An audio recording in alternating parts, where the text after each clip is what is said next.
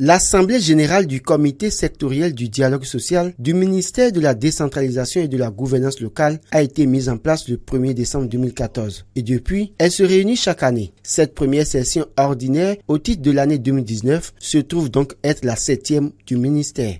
Notre engagement à faire prospérer le dialogue social au ministère de la décentralisation et de la gouvernance locale justifie l'importance que revêt cet outil organisationnel qu'est l'Assemblée générale du Comité sectoriel du dialogue social. Ce creuset, loin d'être un espace d'attaque et d'autodéfense, est une instance pour évoquer, dans toute la mesure du possible et avec un respect mutuel, les diverses questions dont la résolution conduira à installer une ambiance de travail saine et conviviale au sein de notre lieu de travail.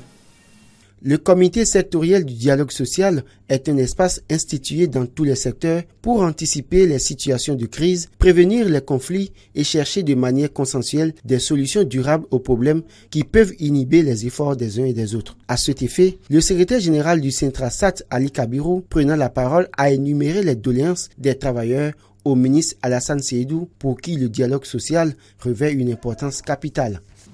Le dialogue social a pour rôle d'anticiper sur les situations de crise pour faire asseoir l'efficacité et éviter la démotivation.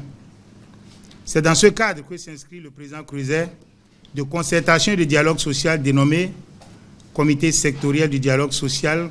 Je sais qu'en toute conscience, avec beaucoup d'élévation et sans passion aucune, ces questions seront discutées et des résolutions pratiques et applicables seront prises afin que ce creuset constitue réellement un exemple du bon fonctionnement des structures de notre ministère.